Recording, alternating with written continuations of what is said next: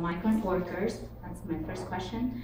The second question is, as an ambassador, I would hope that U.S. would be a great global citizen and take a lead on the environment. I don't want us to have trade issue by just taking the pork and the chicken over there, but more on what do we do to bring Vietnam to deal with more of the environment technology that could happen. Solar, wind, you know, the water in the river is polluted.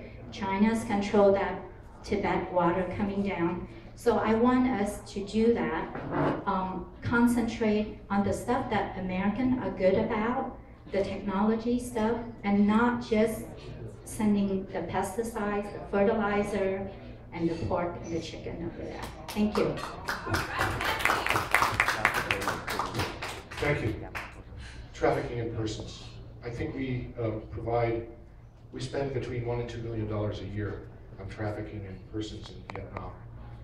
And that includes training for Vietnamese officials on how to identify trafficking victims. It includes training on how we implement our laws on trafficking. And in January 2012, the Vietnamese began to implement a new anti-trafficking law. They are in the process of spending $15 million on a 5-year anti-trafficking action plan. They have set up shelters in major cities for victims. They've set up shelters along the border posts where people are trafficked, including for sex and labor. I have visited, when I went to Quang Chi in February, I visited a little village. And there's an NGO called Blue Dragon. If you want to support a good NGO, look up Blue Dragon. I think it's an Australian NGO. They run a center for children in this village who've been trafficked and brought back to the village. And a lot of them have been trafficked to Saigon to work for their relatives in Saigon.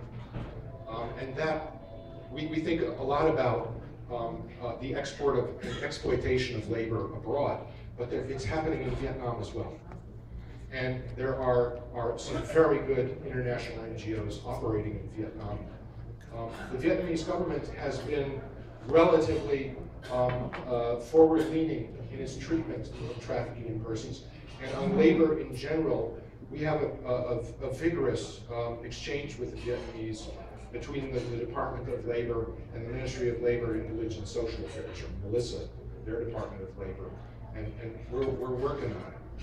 We're working on it. And that's why we changed Vietnam's rating for trafficking in persons. Last year we moved them from what we call the Tier 2 watch list up to Tier 2. It doesn't mean that conditions are good in Vietnam for trafficking, but it means that they're making efforts to improve. And that ability to raise countries up and down is built into the law. And when the Vietnamese do something right, we need to recognize it. So labor is important. Sex trafficking is important.